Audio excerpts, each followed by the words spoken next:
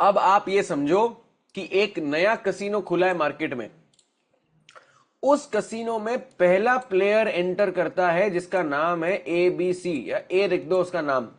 Mister A ने enter करा और मिस्टर ए बोलते हैं कि बॉस मेरे को तो लाल पर बेट करनी है, ये जो रेड कलर है उस पर बेट करना है, मैंने 10,000 रुपए का बेट प्ले किया है कि रेड आएगा।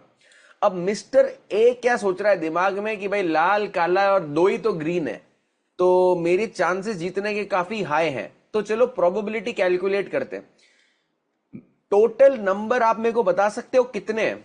टोटल पॉसिबल आउटकम कितने हैं? 36 है कि 38 है? 38। और रेड कितने उसमें से? 18। रेड कितने? 18। 18/38 कितना होता है? 47-48%। मैंने कैलकुलेट नहीं किया है, कैलकुलेट करके अगर कोई बता सकता है तो आई विल बी ग्रेटफुल। 18/38 कितना होता है? कितना परसेंट होता है?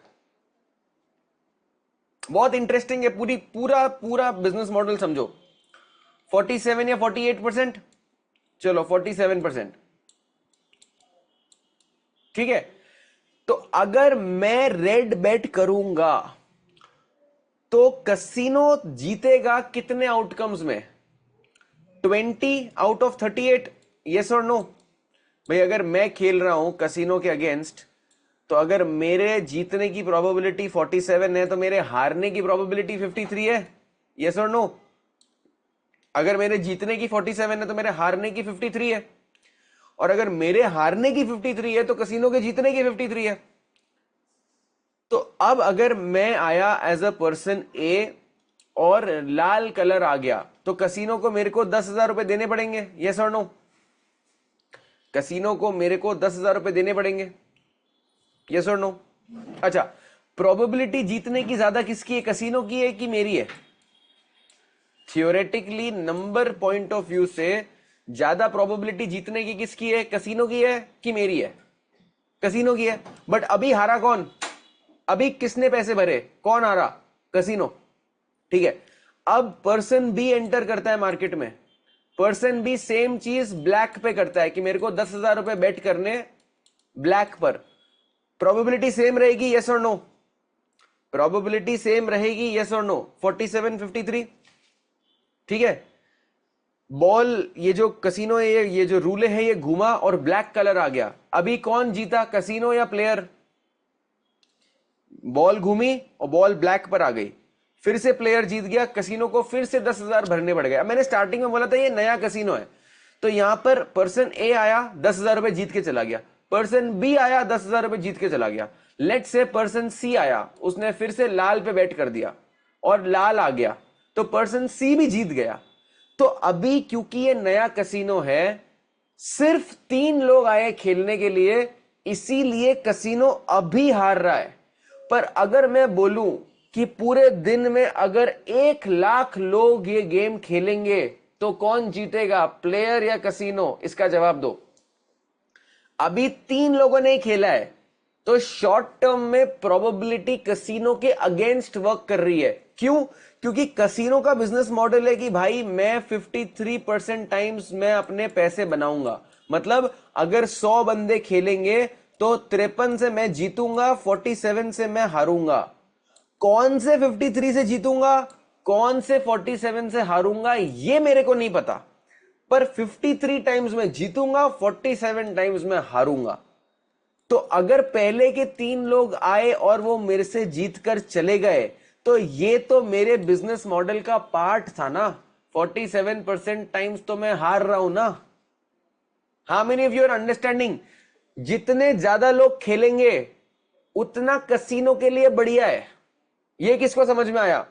जितने ज्यादा लोग, उतनी बेटर चांस कि कसिनो अल्टीमेटली पैसा बनाएगा। इसका मतलब अगर प्रोबेबिलिटी आपके ट्रेडिंग सिस्टम की आपके फेवर में अगर होगी भी, तो आपको एक एक्स अमाउंट ऑफ आउटकम्स, कुछ ट्रेड्स लेने पड़ेंगे उस ट्रेडिंग सिस्टम को प्रॉफिटेबल आपको बनाने के लिए। आप ऐसा नहीं कर सकते कि सर आपकी स्ट्रैटेजी मैंने सीखी, मैंने 2 ट्रेड लिए, दोनों में लॉस हो गया, आपकी तो स्ट्रैटेजी बकवास है।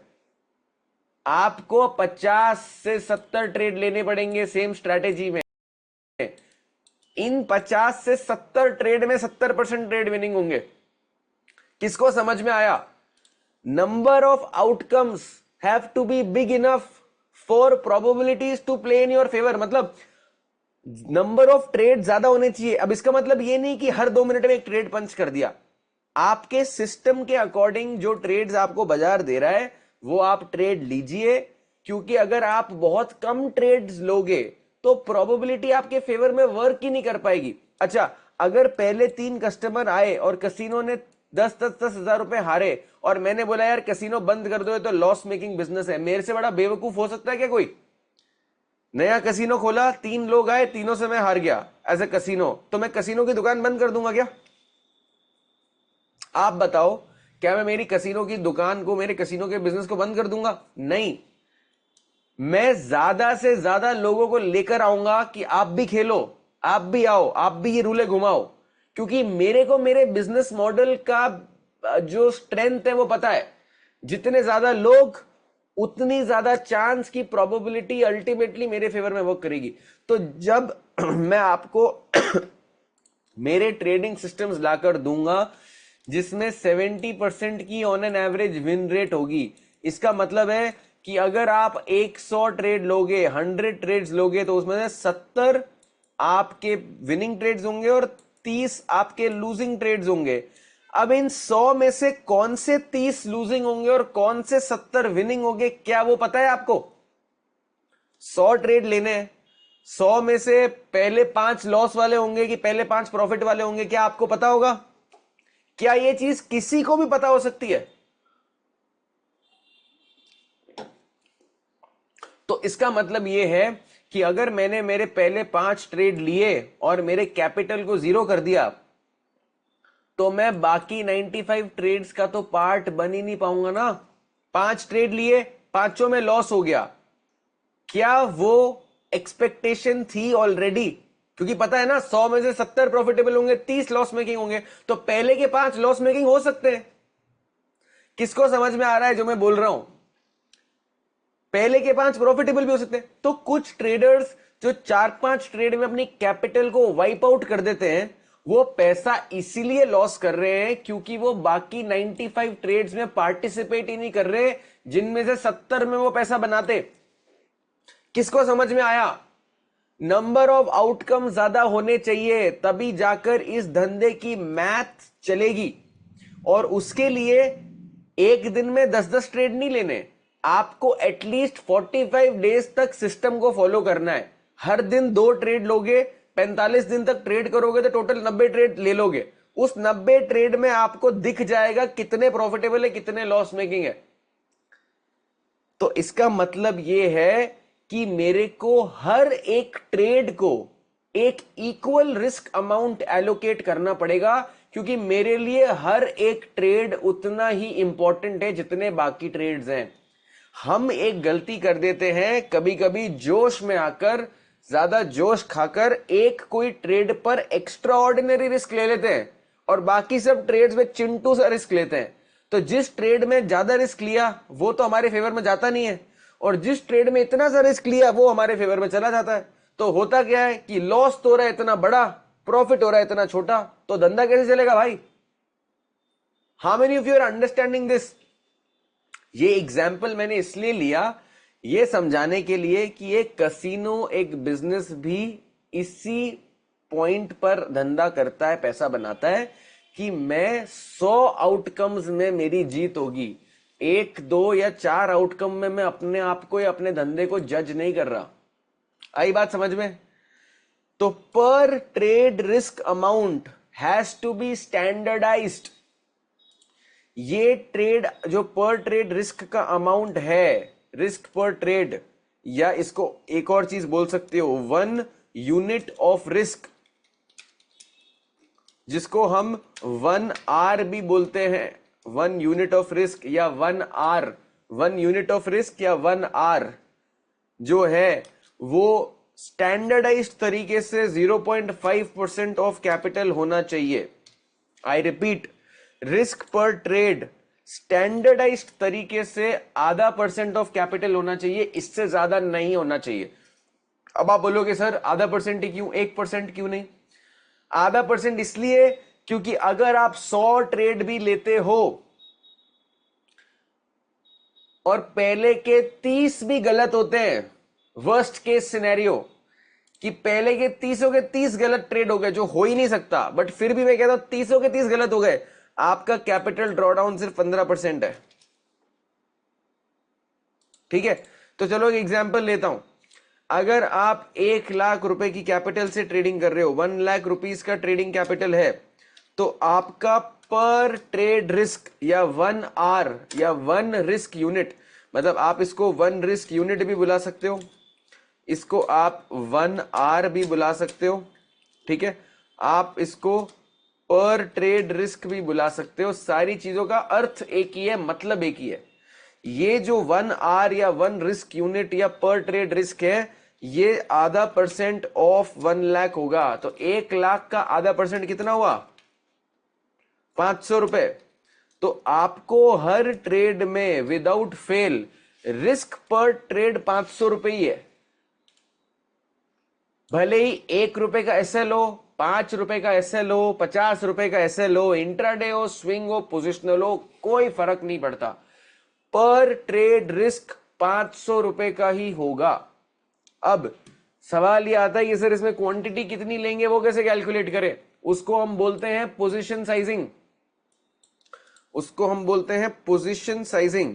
अब आपको एक चीज समझनी पड़ेगी, रिस्क पर ट्रेड को फर्क पड़ता है क्या कि आप ऑप्शन ट्रेड कर रहे हो, फ्यूचर ट्रेड कर रहे हो, इंट्राडे कर रहे हो, स्विंग कर रहे हो, कमोडिटी ट्रेड कर रहे हो, रिलायंस में कर रहे हो, अडानी में कर रहे हो, जोमेटो में कर रहे हो, फर्क पड़ता है क्या? रूल है आधा परसेंट की रिस्क करना है, तो मैं कैसे भी कोई भी टाइप की कोई भी दिन पर ट्रेड कर रहा हूं, रिस्क अमाउंट तो चेंज होगा नहीं ना, क्योंकि मैंने आपको स्टार्टिंग में क्या बोला, मेरे कंट्रोल में एक ही चीज है, रिस्क पर ट्रेड, तो उसके साथ नो कॉम्प्रोमाइज। तो 500 रुपए मेरा रिस्क पर ट्रेड है, तो पोजीशन साइजिंग का फॉर्मूला मेरा क्या होगा? और ये फॉर्मूला कोई याद बात करने की जरूरत नहीं, कॉमन सेंस है। पोजीशन साइजिंग का मतलब है कितनी क्वांटिटी बाय करनी चाहिए। This will be the risk per trade divided by SL. एक एग्जाम्पल के साथ समझाता हूं। अगर मेरे को, और मैं 3 एग्जाम्पल एक साथ लिखूंगा यहां पर। लेट से मैंने एक स्टॉक 100 रुपीज में बाय करा, 95 रुपीज मेरा एसएल है। एसएल मतलब स्टॉप लॉस, स्टॉप लॉस मतलब इस पॉइंट पर अगर प्राइस आ गया तो मैं निकल जाऊंगा। और जो मेरा टारगेट है एक सेकंड में टारगेट भी ये लिख देता हूं।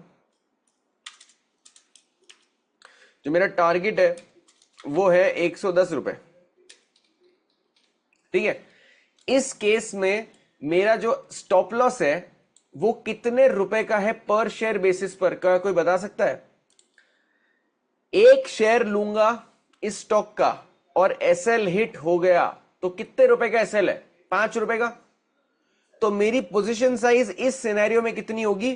500 डिवाइडेड बाय 5, कि अगर मैंने 100 शेयर लिए और मेरा स्टॉप लॉस हिट हो गया तो मैं 100 शेयर पे 5 रुपए पर शेयर का नुकसान करूंगा, तो मैं 100 क्वांटिटी इसकी बाय कर सकता हूं। ठीक है, ये हो गई मेरी पोजीशन साइजिंग। अब लेट से एक और एग्जांपल है जहां पर मैंने एक शेयर ले लिया है रिलायंस के नाम का। रिलायंस के मैंने 3000 रुपए पे शेयर बाय कर लिया है, 3000 रुपए पे शेयर बाय कर लिया। और जो मेरा एसएल है, नेचुरली स्पीकिंग अगर 3000 रुपए का स्टॉक है तो एसएल एटलीस्ट 15 रुपए का हो सकता है। क्या मैं ये बोल सकता हूं कि 15 रुपए का एसएल हो सकता है, या लेट से 20 रुपए का एसएल हो सकता है? मेरा जो टारगेट है वो लेट से 3060 का है। क्या ये पॉसिबल है, हाँ या ना? जवाब दीजिए भाई। जितना बड़ा शेयर बाय करोगे तो एसएल भी बड़ा ही होगा, टारगेट भी बड़ा ही होगा। तो रिलायंस में मेरा 20 रुपए का एसएल है, तो मेरी क्वांटिटी कितनी होगी? 500 बाय 20, 25 क्वांटिटी। ठीक है, और लेट से मैं एक और एग्जांपल ले लेता हूं। मैं यस बैंक बाय कर रहा हूं। यस बैंक मैंने बाय करा 30 रुपए में। ठीक है, मेरा जो टारगेट है वो 40 है लेट से, और या लेट से 35 मेरा टारगेट है, और मेरा एसएल 29 रुपीज है। इस केस में मेरी क्वांटिटी कितनी होगी, कोई बता सकता है?